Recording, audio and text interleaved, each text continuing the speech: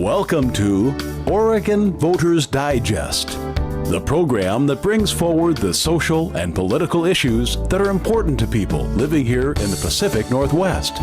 And now, your host, Bruce Broussard.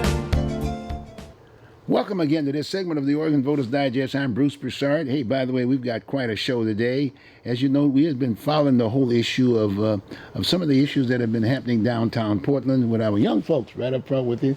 And our friend, they should be given the opportunity to share with you, the public, as to why they're basically having various issues and of concerns. Okay, so we've been doing some things on the Patriot Prayer. You've heard that piece before with Joey Gibson and whatever. But the other side of the coin, that, as far as I'm concerned, is that there's another side, and it's called Antifa. What does that mean? What does Antifa mean? And why are they there? What concerns do they have? And so we figured, why not reach out to folks who are local, and give them the opportunity to share with you just who they are and what their concerns are and their definition and their rationale. Okay, we're going to have them on the next 30 minutes. But the first 30 minutes, we're going to pay respect, if you will. There was a dedication given to our former city council person, Charles Jordan. City council person Charles Jordan, and that was this past Saturday at one of the parks, the Jordan Park up in North Portland. And we just so happened, I've had a tape that we're going to be playing here for about 25 minutes. And what it features on it, that was probably the first time that I ran for office against Senator Ron Wyden of all things. But anyway, there was a dedication to a building, a senior citizen complex that I developed and built in Northeast Portland, called the Walnut Park Apartment. And Charles was very much involved in that. And there were a number of other historical figures, if you will, in that particular tape. It's about 20 minutes long, like I said before, and we're going to take a little time and look at that, and then we're going to take a short break, and we're going to come back to our live show program here in the studio. Okay? Let's go on and play that tape. And saying this is truly a historical occasion, and the history that is connected with this is more than just the fact that a building is going to be put here. It's a kind of new beginning for some of us, and I think a great deal of credit and a great deal of honor goes to Bruce and the way he has strived, or the way he has brought himself to the place of having this creation. I want to say congratulations, Bruce, and then I want to offer prayer, which I hope is a memorial to this occasion. And then I'll introduce Mr. Mumford, Reverend Mr. Mumford. And Reverend Mr. Mumford will bring his group to sing. Shall we bow our heads? Almighty God, our Heavenly Father, who looks upon the whole family of man as thy children, irrespective of race, color, or creed, and who dost desire to have each one housed and clothed with beauty in the strength of thy Son, Jesus Christ. Let thy blessings rest upon Bruce Broussard and his associates as we begin the task of completing this building, the Walnut Park Apartments, to the service of humanity in the name of the Master. May we glorify thee by making human life more glorious in this building. May senior citizens live and meet here in happy fellowship. May thy spirit fill the hearts of those who inhabit this house. May their lives find development here in body, mind, and soul. May streams of generous helpfulness flow from this fountain of blessings to cheer the entire community, the city, the state, and the world. All these blessings we ask in the name of God, who created this world and human life. Amen. I'm going to ask Reverend Mr. Mumford to give us some of the music that his choir is so noted for. Thank you, Reverend Mr. John Jackson. We're very happy to be a part of this program. I would like to apologize for some of the members of the group. Unfortunately, they're not here, and we don't worry about that, but we're going with what we have. We like to do this song and as a special dedication to all of the beautiful young senior citizens. And today we can say that the storm is passing over. Hallelujah. This will be directed by Rance McDougall, the assistant director of this group. So we're singing out. We don't have any microphones. Can you hear me out there? Say yeah. Can you hear me? Yeah. Huh?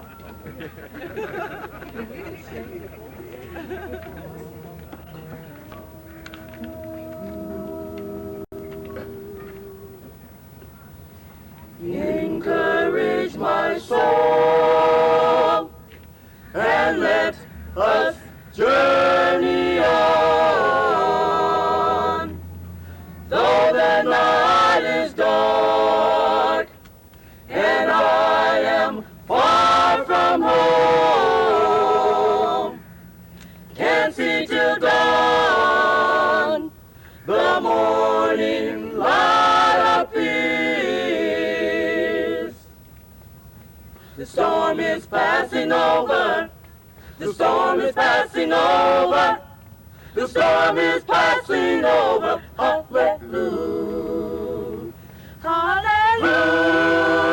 Hallelujah. Hallelujah. The storm is passing over. The storm is passing over. The storm is passing over. Hallelujah.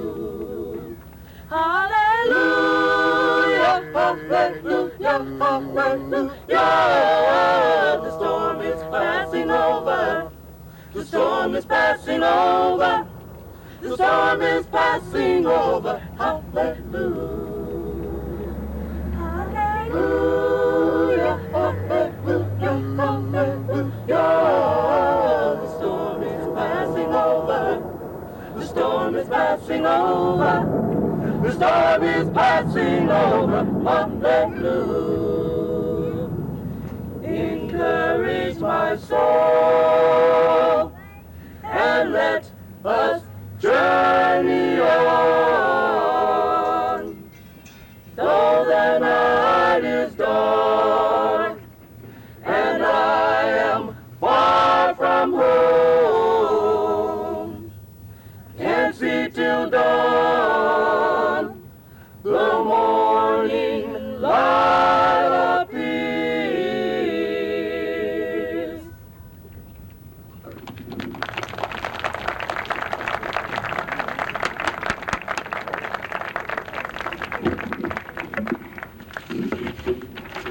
Thank you and good afternoon.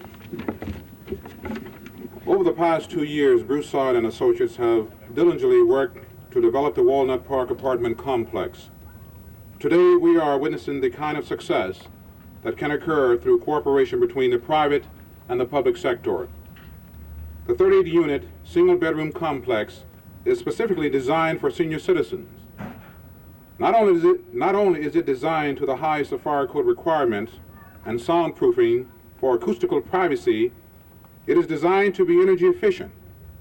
All units, whether on the east or the west, are designed to receive soft sun in the winter, and overhangs will shade windows from the hot midday summer.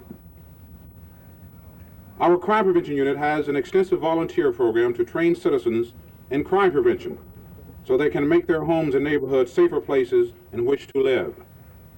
Safety and security measures were also of extreme importance in the design of this complex.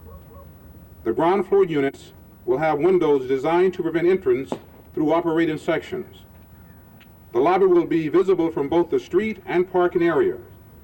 Personnel in the complex office will have full view of the parking area entrance, the community room, mailbox area, elevator lobby, and patio. Clearly, crime prevention design consideration, coupled with extensive citizen training, will foster a sense of pride and safety within the neighborhood. This housing complex is also a complementary to the city housing policy, which calls for the city to support public and private action which increase housing choices for all Portlanders. Improvements recently made to the Fred Meyer Shopping Center, street improvements now underway on Union Avenue, jobs through the Tektronic facilities and others are all indicative of the renewed economic development interests now occurring in this very viable community. We must continue to create and foster this favorable environment which attract housing, employment centers, and commercial revitalization. Broussard and Associates are to be commended for a job well done, and I encourage future private sector investment which are necessary for upgrading and maintaining the livability of this community. In addition, it is a special privilege for me because 8 years ago, Bruce and I had a very long talk about this very day. If you recall, Bruce had a very promising career in the Marines. And he came to me one day when I was Model Cities Director and said, "Charles, I'm thinking about leaving the Marine for the private sector." A very, very challenging move. Those who have been under the protective arm of Uncle Sam sometimes find it very difficult to adjust in the world outside. But Bruce and I labored over that for a number of months. And we talked about the difficulties he would encounter, the transitional period he would have to go through, as all servicemen do who leave the service. The insurance agents, working for the banks. No reflection, Bob. It's not. It's just that it's a period one has to go through in order to find themselves again. But Bruce stayed with it. He had his knocks, but he got up off the canvas and kept swinging. And this is not luck here today. This is the result of some very hard work by a very, very fine developer. And I just want to commend Bruce for those many years that we worked together, and it's especially a pleasure for me to be able to see this come to fruition. There are so many other people here who have contributed in a very strange way to what is happening here today. It didn't start with Bruce, it didn't start with me as Model Cities Director. This started a very long time ago. And so many of you contributed in so many ways. I would like to recognize some of my colleagues here and those who are aspiring to be my colleagues in the political arena because I don't want to miss this opportunity to give them a chance to be seen. I see Mr. Gates who is here. Mr. Gates, raise your hand. He is a candidate for one of the city commissioners position. Not mine, but one of my colleagues. Mr. Harold Williams, who is a candidate for the legislature. Harold, you're there. Let's see. I see the mayor of the Albina community, Mr. Levin, is someplace here. There he is. Not in the political arena, aspiring, but very close. Greg Smith from the State Housing Division. Where? Oh, Harold McLaurin, that's right. Let me see, who else do I see? Pat LaCrosse from Portland Development Commission. Pat, who played a very instrumental part in this whole development. And also an assistant to the governor, Jackie Winters. Where's Jackie? Right there. Okay, but there are so many other people here who have contributed in such a big way, and time will not permit because I talked to the man upstairs, or woman, whatever your case may be, and he said he would give us a little time before he started crying on us. So I want to move right along and call on Reverend John Jackson, who will make another special introduction.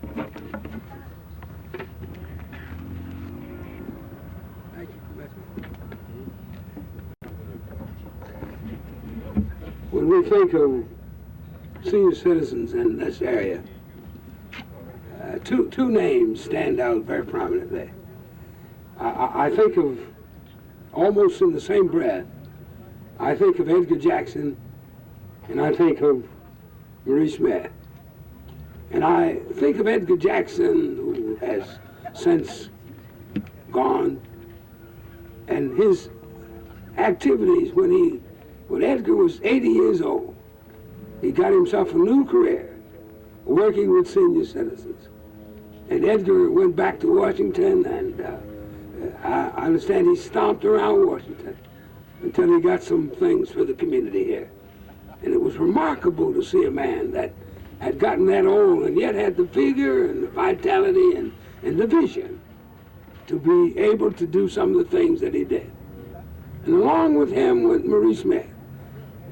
It's difficult to understand how people can go for years and years and years and still have a mind to do the things and still have a spirit to do the things. And I think that it's so credible to introduce Marie Smith that if any of you here can live as long and be as active at the age she is, if you can do that, I think you're more than a credit to the community.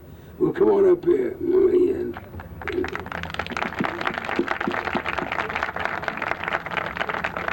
yeah, you speaking for all the senior citizens. Reverend Jackson shouldn't say anything about what makes people tick. He's a minister, and he knows through God Amen. that I've been able to live this long and do the things that I do. And still, from now on, we want to do. I remember 2 years ago when Mr. Broussard was running for an office, we had him at our potluck.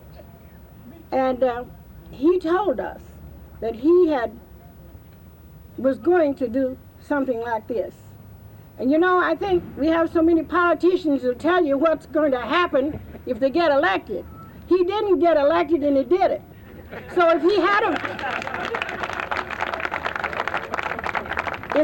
got elected, he might have did bigger things.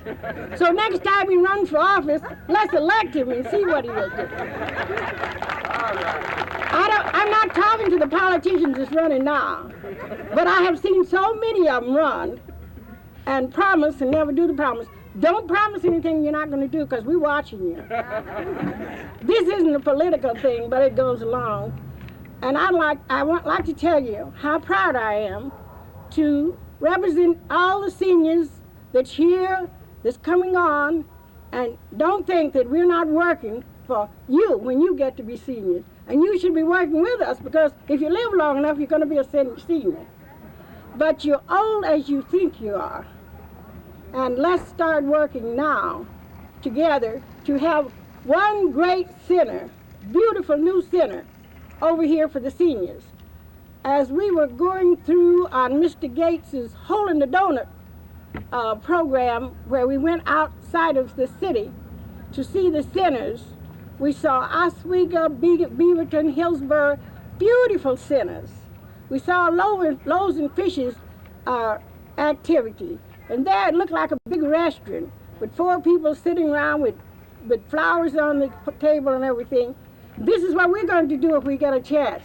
We're going to have a senior citizens Loaves and Fishes and set them up like they're at a restaurant, because some of them hadn't had a chance to go in a restaurant. Not their fault, but we just couldn't go into restaurants. So we're going to bring the restaurants to the seniors and the best we have if we get a chance. And we want you to be behind us and to do that. I could talk all day, but I won't. So I am glad to receive this building for the seniors, and I know they're going to enjoy it. And a building with everything intact, that's something that's impossible to think about. So we are be happy to have this 38 apartment. And don't everybody try to get in it. Don't move out of your house. Now, thank you, everybody.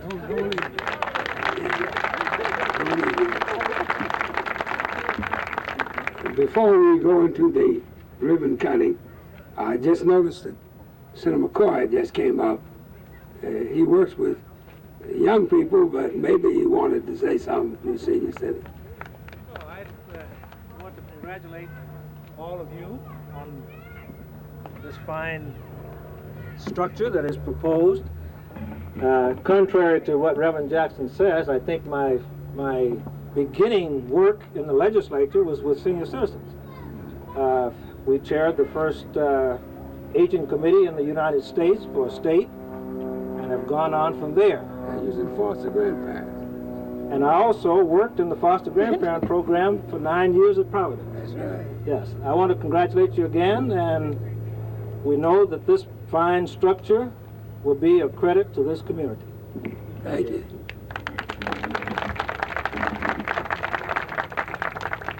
Can Charles stop politicking a little while and come over here? Ms. Smith? Yes. This calls for the ribbon cutting. Oh, you got to cut the ribbon. You cut that. Am I going to cut it? Oh, I didn't know I was to cut a ribbon. Come on over here. How you want to do You going to let me do it, Sean? it? Sure, let you do it. I'll just... Yeah, we're just going to stand here and watch you do it. For you. This is the first time I've ever cut a ribbon. You're cutting the toughest part of Yeah, all. you Cut it cut down the here. thin Now part. I want to cut this. You got it. You can keep it. Congratulations. Keep the ribbon. This is yours. Keep the ribbon in the center. Oh, Here you go. Thank you. Now we go back to the choir. You go back. We're going to have some closing music by Reverend Mr. Mumford. Where'd he go? There he is. There he is. You keep disappearing there.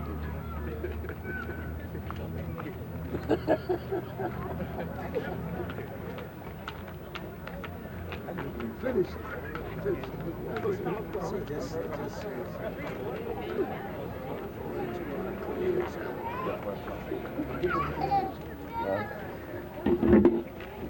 This time, ladies and gentlemen, we would like to do a request number, and we do not have our music with us, but a lot of times you don't need the music.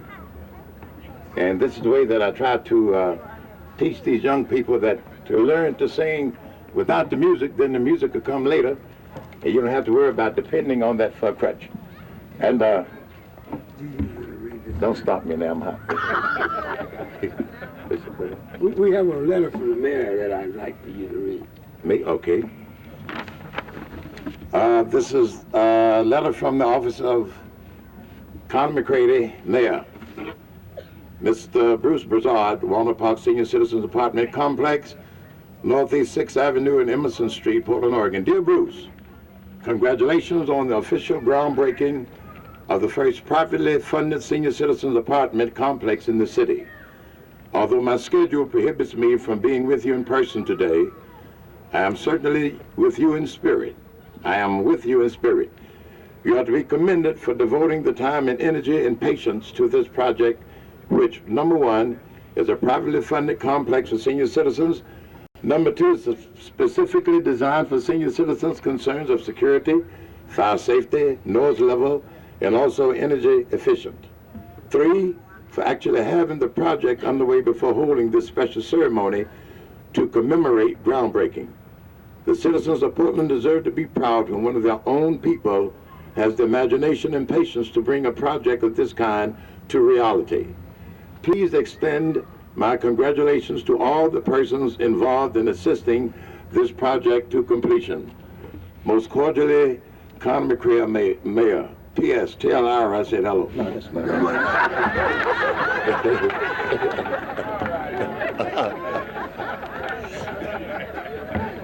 Mine eyes have seen the glory of the coming of the Lord. He is tramping out the vintage where the grapes of wrath are stored. He has loosed his faithful lightning with his terrible swift sword. He is true. He is true. Is marching. He is marching on.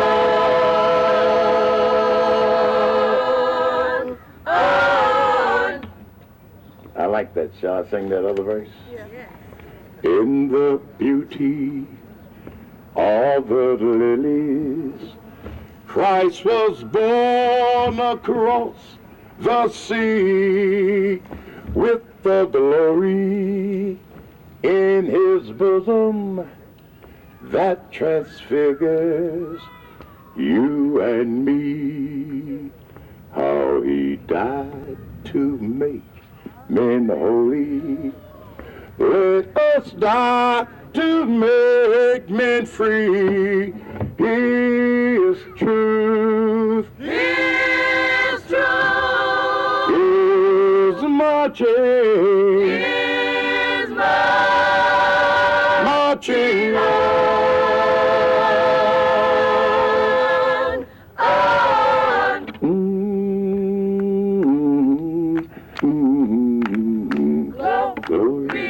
Glory, glory, hallelujah. Oh, glory, glory, glory. Hallelujah.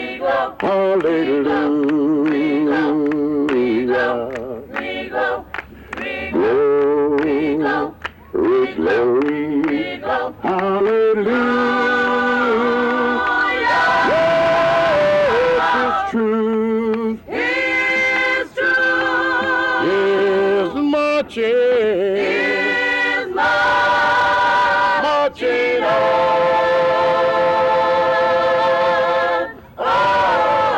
Okay. Thank you.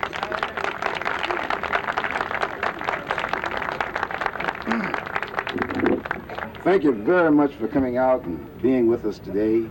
Today is Senior Citizens Day, Mrs. Smith, and the community. My day and Greg's day being when the thing is completed. But anyway, thanks very much. I've got a few people I'd like to introduce. Had it not been for these people, and I'm sure you're familiar with board of directors, had it not been for them, this couldn't have happened. And in fact, they were so interested in their project, they flew all the way down from Texas. I'd like to introduce my mother, Mrs. Broussard.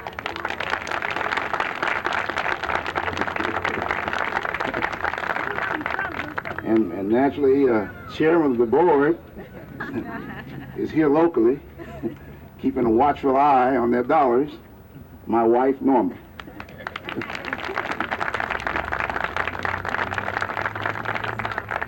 My mother-in-law is also here today, Mrs. Linton. My sister-in-law from Texas. And a first cousin of mine from Texas. And then the next developer, thinking in terms of about 15 years from today, but naturally he'll take over the president of the board, about the next 5 years, my son Eric. Stand up, son. But again, thank you very, very much. You will be hearing about phase 2 once it's completed. We've got a lot of things we're looking at. We're thinking about some innovative and creative things. And hopefully I'll be working very closely with Freddie, who has the contract for the senior citizens. And we're going to be, as far as applications and whatever, we're going to be working on the criteria along that line. She's got a very diligent person working for her, Mrs. Barbara Bivens. And I'll tell you, Barbara really has a watchful eye. And with Mrs. Smith here, I know I'm going to have to build this thing to code. Gary Michaels, the architect on the project. Jim Carton, he didn't want to get introduced, but Jim's an ex-Marine, and we're ex-Marines, but you know, once a Marine, always a Marine. There's Jim over there. And where's Bruce? No, Camhoot. There's Bruce over there. He always provides me with a cigar. Anyway, that's Bruce Camhoot. Bruce is my major sub on the job, and I'll be very honest with you, he's very picky, a very fine builder, and he keeps me in line too. Again, thank you very much for coming out today. Thank you.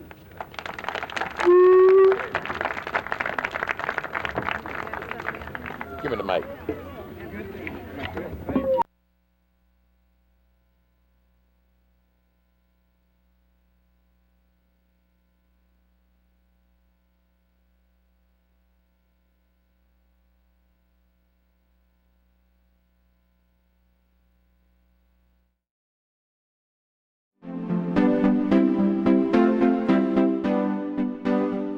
You are watching Oregon Voters Digest. This program can be seen again on these channels on these dates and times. Tell a friend.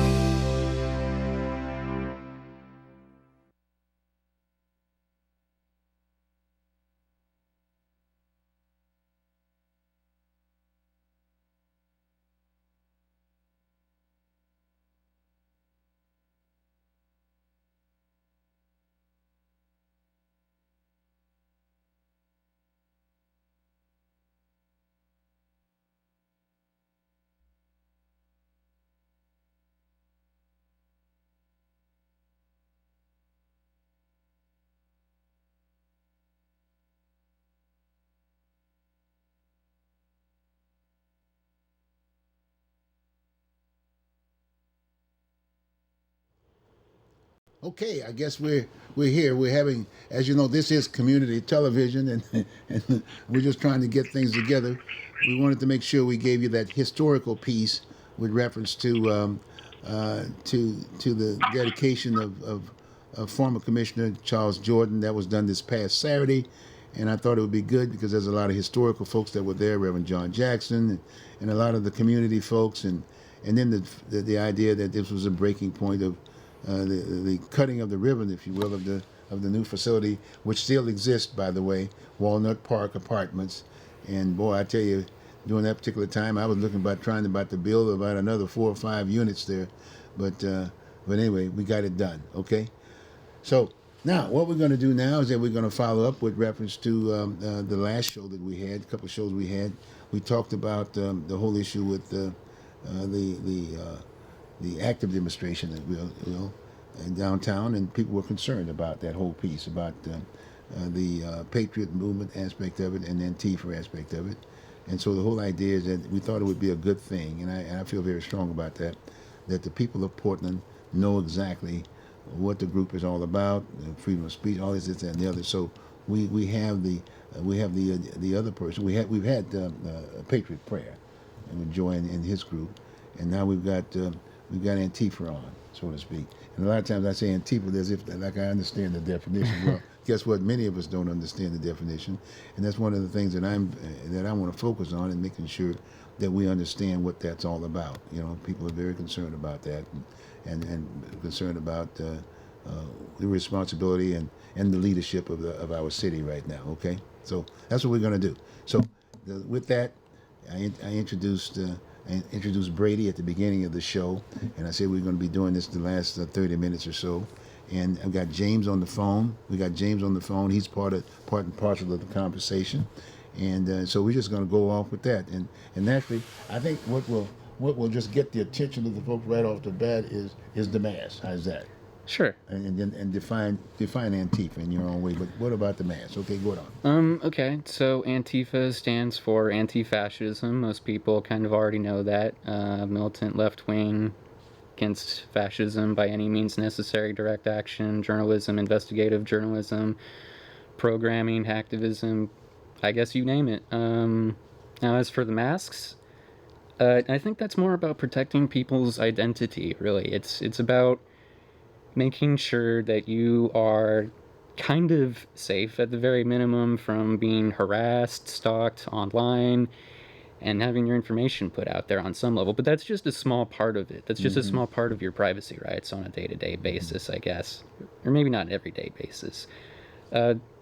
Do you want me to go on further talking about that, or do you want me to introduce James? Because but the other point I might want you to add in that aspect of it, and this is not about destroying property downtown, right? That's not I don't think so. No. Right, but you know what I'm saying. But that's kind of like one of the main things that a lot of times folks are looking at. Yeah. What they saw. A lot of YouTubers will highlight that to demonize the entire movement because of a few bad apples. You know the saying, a few bad apples tend to spoil the bunch. I think Joey also uses that same kind of argument, like, oh, we have a few white nationalists in our movement, and they're slandering us all as white nationalists, but these are generalizations, and he does the same thing. So, yeah, I don't know, where do you want me to go from here? James? James, how you doing? Are you there? You can hear us? Good. Okay. Thank you. All right, good. Okay, good. So here we go. We're going to introduce James, and then we'll just get right into the discussion. So, as far as I know, James is a journalist with Crusade Media. A while back ago, he was kind of following the Patriot movement for about, what, James, 4 or 5 months? Yes, I would say from roughly Halloween to, gosh, when was that? March? Yeah. I think it was... I remember, like, January through March or something akin to that. They took him on. They said they would kind of give him overhead costs, shelter, and they would give him the story, and they might kick him some money if it came by, but it was mostly about the story. From my understanding and perspective, they kicked him to the curb, a gay man, for nothing. They they kicked aside their own journalist for self-gain or some sort of purity test. I'm not entirely sure. But, you know... Well, yeah, there were a lot. It was being around Patriot Prayer and or the Haley Adams entourage, whatever it calls itself from month to month, Portland's Resistance, whatever.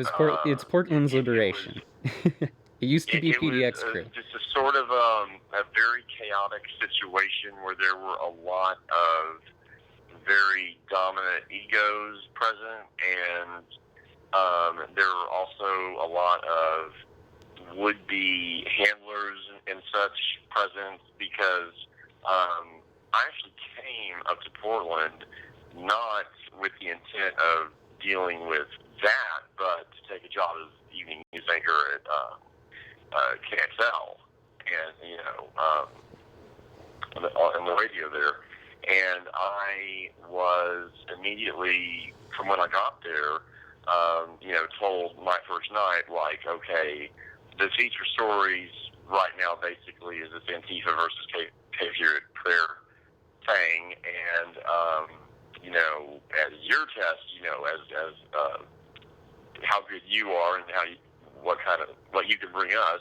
You're in a strange city. It's your first night, so hit the street with the camera and see what can happen. So I, a cameraman, went out and walked around, and with my Hollywood training, I sniffed out where there seemed to be some drama brewing over one particular quadrant of we get over there, and sure enough, there is who I didn't know yet. I at this point even realized, man, how fresh in off of the train I am, and he's being reached by a mixture of paparazzi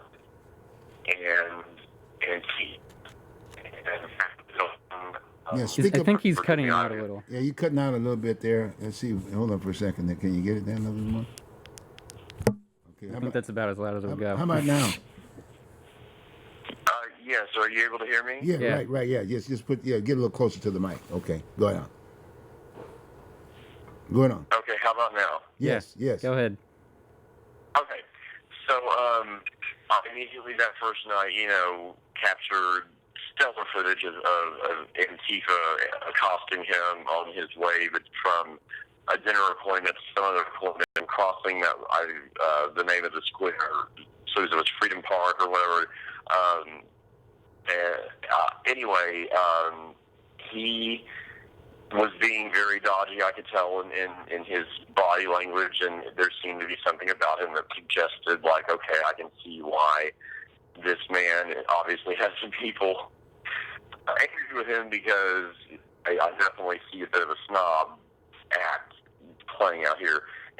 But when I and the KXL professional cameras and lights came on, he stopped dead in his tracks and just started performing for the stage and making love to the camera, so to speak. And shortly after that, it was suggested by a combination of naval intel and the FBI that I go in and be BFF super friends with, Patriot Prayer and Haley Adams, and I'm from Texas, so they definitely love that, because they adore the South in their tastes and styles. And as a journalist, of course, I always remain completely neutral. I have my view on politics as personal, and I was trying to cover this the best of my ability to make sure that the footage was good, and that was all that was important for my job, my role in that mix. And you were doing this for what I increasingly saw, he was doing this for increasingly Patriot Prayer, became concerned about, and ultimately I think was the reason why the whole thing fell apart with my involvement, was because I uncovered a little bit too much of what they were wanting to find out, they being everyone from the media to the FBI, JGF, to Portland Police Bureau, all involved, and City Hall itself, because obviously if Ted Wheeler wants to know what's up with these people out in front screaming, then he's going to go through those channels to get his intel to find out. Okay, great. So we do that, and the more it escalates, the more I'm noticing that there is handlers in the background lurking around every corner that are causing and encouraging this already disastrous and tumultuous situation to be so far gone out of control that it defies logic, and people in the rest of the world read the headlines coming out of Portland and think, my God, what on earth is to have the gates of hell open there? What's going on? And even in Los Angeles, where we shut down freeways for breakfast, even to us, it's like, oh, y'all maybe need to take a Xanax or something. And I don't know. Anyway, it became very evident very quick that Ted Wheeler was definitely encouraging somehow, some way, through some channel, or maybe having somebody else do it. But either way, there was an intent coming from the office of the mayor to encourage the violence on the street, downtown, in front and around the city hall and the media district. And I was asked then by Patriot Prayer and them to perform an additional role that I do in the scope of my work and take on their PR.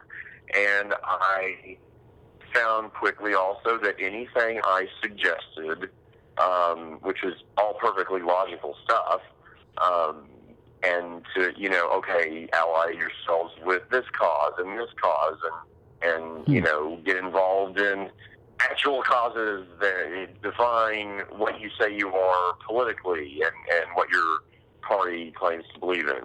Well, they didn't want to hear any of that.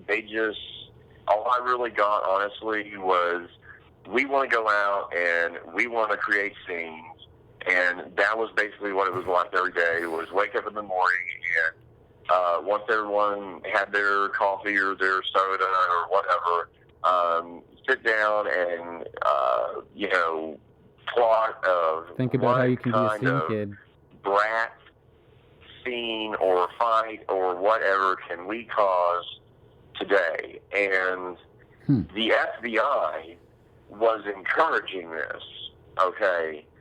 That's the problem with this, is that incident that night, I forget the date, but I'm sure everybody there remembers the incident at the church, when the church turned into, the gates of hell, which was quite a sight, I must say. I've seen some things, and that was a charge.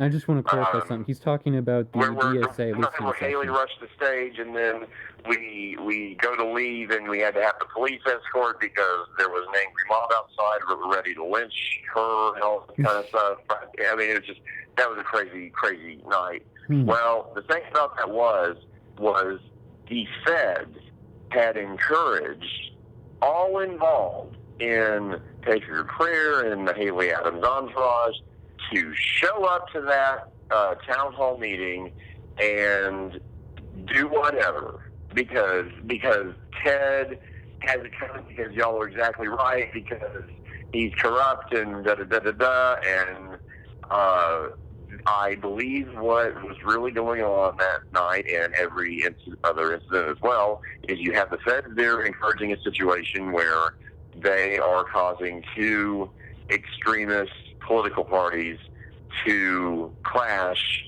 as much as they can encourage it and provoke it. And there were other anomalies in the things that would provoke each side, like being around Haley and Joy. I noticed that they would receive odd phone calls or odd notes under their windshield wiper, just little things like that, but just things that are meant to make them mad and provoke a response. And it always works. Well, here's the problem with that, is only the feds knew of our play-by-play, moment-to-moment movements throughout that city.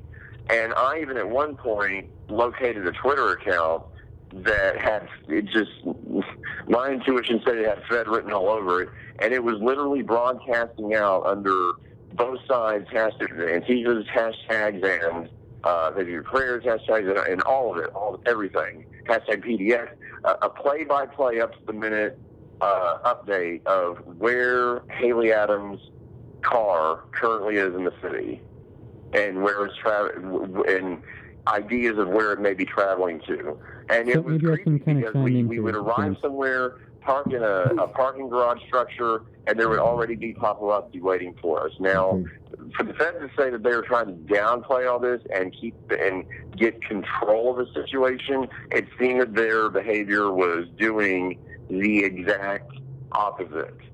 And I don't want to derail the subject, but I just want to add in to conclude that about the fact that a friend and colleague of mine named Tracy Twyman, I'm sure everybody in Portland knows that name, was just recently killed for trying to submit evidence to the WHO Portland FBI about the Jeffrey Epstein matter. That she was working on that case as a journalist under the press credentials of KXL, and she was turned away at the Portland FBI and she drove home, and once she had pulled into her garage and the garage door went down, she was hung. And I'm here to tell you she did not commit suicide. And there's been no mention of it in your local media. The only mention there's been was because she was one of Clyde Lewis's executive producers, he opened his show that night by, observing a moment of silence for Tracy, but there has been a complete media blackout on that, and that takes me back to when I was there dealing with this, because the KXL newsroom, who I was working for, was being told suddenly by the WHO feds that they were suddenly under a gag order about showing any kind of street violence in front of City Hall, broadcast out because it was inciting even more people to come to play. They had all these reasons to justify it, but the fact remains it's a gag order, and it was a complete disruption of freedom of speech and freedom of press. Wow. All right, James, let me take control of this conversation for a moment or two. We have Edward Snowden's book coming out, his memoirs, on the 17th. I'm looking forward to it. I don't know about you. Every time I seem to come across a military kind of person, they seem to brush aside whistleblowing, and I'm not entirely sure why. Do you really have an opinion on that, Bruce? With all due respect, that's why I'm listening. Okay, so we're more about the listening and learning then, Right. and that's kind of a part of what I'm about.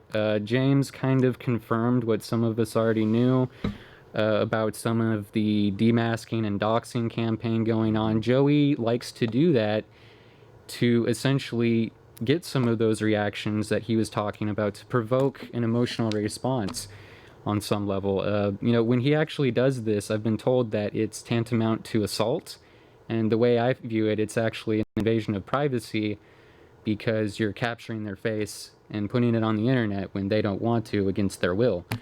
I don't know about you, but that doesn't sound very libertarian. I think otherwise that he would claim that he's for freedom and all that stuff. But, this is all interconnected. The investigative journalism, activism, programming, they're all connected. Even the feds. It's all tantamount to something. And, they're pretty desperate for attention because Jeremy Christian was involved with them early on. He initially talked about this idea nearly 2 years ago, and then they went ahead with it 2 years forward. So raises some really strange questions on why they have to do such really petty things to get attention. James was also covering the Recall Wheeler event that turned out to be a bit of a hoax or a fraud or a swindle of some sort, because it didn't really go anywhere. And that's the most disappointing part. We tried all working together for a little while, but Haley couldn't respect my privacy, and that's a bummer for me, because it also kind of prevented me from coming onto this show earlier. My friend over here who's in the studio with us but isn't in camera, I was talking to him the same day and invited onto your show, and that same day, James called me up later that day, and he was like, hey, I need help, come pick me up. They ditched me. So I got him out of town. And he told me a bunch of this stuff, and he was also involved in a lot of this stuff that I saw firsthand, like the stuff at the church. We had somebody with the Montevilla Neighborhood Association talk about Antifa scares, and he was probably not even involved with Antifa up until that point, and they caused him to more or less be affiliated. So it's really more about a community thing, and when they go out and do these scares, oh, they're terrorists, whatever, to me, it's just a bunch of lies. It should be a lot of lies just pumped out, and everybody really shouldn't believe it because they've had olive branches extended to them, but they don't really take it, or when they do, they kind of screw it up. I don't know if you want to say anything about that, James. Does it sound kind of accurate? Yeah, well, that's to confirm everything. Yes, and with the work I do and my expertise in certain arenas of the political field, when you have a situation like that, it's indicative of a plot to where they are trying, maybe as an experiment or maybe for real, the installation of an authoritative government, and let's test this on the local level, and let's test this in Portland, much like a Jade Helm, or much like when they do military urban invasion operations in the middle of downtown LA at night and terrorize everybody that lives in an apartment in downtown LA. I mean, it's just, and Portland and democratically said how they felt so far about what they knew just at that point about the FBI JTTF, and they voted in the favor of the way they felt about it, which was get the heck out of our business. And while that may seem like a strange move for a city to make on the surface level, you got to dig deeper and look at what was going on surrounding it, and what was going on surrounding it was you had it because I was the one that they called that night, because I was with Haley and I was in charge of her movements and appointments and appearances and blah, blah, blah. And this thing was happening that night at the town hall, and they completely encouraged you'll be fine. We've already had agents by and swept the place, and it's looking like it's going to be a really low turnout. It's going to be really peaceful. We have no reason to believe that anything at all would be heated unless, you just purposely, whatever. And see, they put that bug in her ear. But then look at how they set the stage. They choose a black church. Yes. and bring in the most liberal group and the heads of the police who the liberal group hates, and the mayor and everybody else hates, and they have a church congregation room where one side is far left, the other is far right, and they began. It was when the moderator was saying the rules for the town hall. It started then. They told him to sit down and shut up, and the bickering began. And Haley did escalate it. Why? Because she was told by the FBI that if she did, it would be hilarious, and Ted Wheeler deserves it.